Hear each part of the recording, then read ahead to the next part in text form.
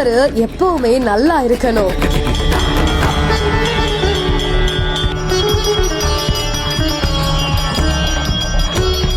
TVK தலைவர் பிறந்த நாளுக்காக தங்க தேரை இழுத்து வேண்டுதல் செய்த புசி ஆனந்த் மஞ்சள் உடையில் பக்தி பரவசத்துடன் மக்களுக்காக போட்ட அன்னதான விருந்து.